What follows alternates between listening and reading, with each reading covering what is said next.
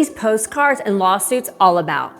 Whether you were in a real estate transaction this past year or not, think about back to when you were. Could you have done it without a realtor? Just like other industries, the real estate industry is under attack, and there have been these class action lawsuits buzzing around, mainly taking aim about how we handle compensation in real estate deals.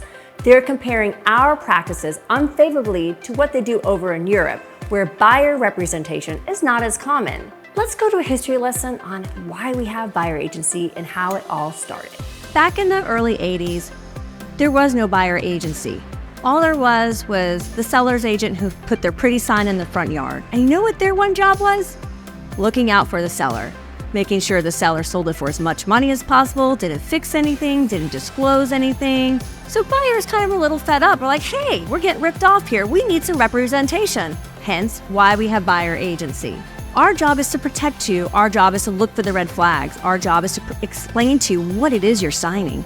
Our job is to walk you through the process from beginning to end so you know what is happening next and not waiting for that other ball to drop. I can't tell you how many times I meet with clients for the first time and they just think all we do is open doors. And once I'm done with my buyer consult, they are just floored at all the little intricacies and all the little things that we do to protect them and make sure they have a wonderful experience. Because I'm pretty sure most buyers work and don't have the time to research and go through all the red tape and 500 emails back and forth over a light bulb that we take care of for you. So do you need a buyer's agent? Yes. So that is why we started agency back in the early 80s, because no one was looking out for the buyer. It was set up that they created this multiple listing service that allowed the seller's agents to then offer compensation to the buyer's agents. If someone knocked on the door like, hey, I have a buyer, okay, great, we're gonna compensate you, thanks for bringing the buyer. And that way, everyone gets the support they need and no one is feeling like someone was being unfair or unjust to them. How can we expect buyers to get homes if we're asking them to now pay their buyer's agent compensation and do rate buy downs and need closing costs and all that other crazy stuff? It just makes no sense to me. How are buyer's agents supposed to work for free? Example, if the seller says, I'm not paying the buyer's agent, then I would have to go to my buyer that I've been working with for months, driving all over town, and I love you buyers, and say, oops, the house you chose, the seller is not offering to pay my compensation. So now you have to pay that compensation more at closing. So the best analogy I have is if you go to the doctor's office, you sign a form saying if your insurance does not cover this, you are responsible for paying the difference. Again, put your buyer hat on. How the heck can buyers get representation and afford all those fees at closing and then last minute have to then pay for the buyer's agent's fee? Since they chose a home where the seller was like, I don't want to pay that buyer's agent. To make sure everyone was equal and fair.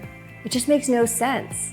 Okay, so back to the lawsuits. The lawsuits, they're throwing shade at the tradition of sellers footing the bill for buyer's agent's commission, claiming it jacks up commission costs for consumers. Over at REMAX Executive, part of the REMAX LLC franchise, they beg to differ. But you know how these things go. Sometimes it's easier just to settle than to duke it out in court, especially with hefty legal bills. And this is why other large real estate companies are settling too.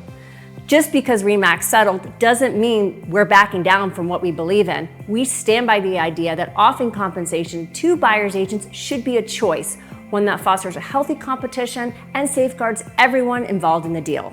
So if you're selling a home, it's a whole process, no doubt about it.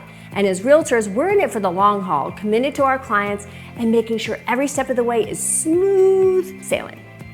Oh, and by the way, if you were wondering why you're getting this notice about the settlement, it's because you were probably part of a real estate transaction this past year and may have been affected by it.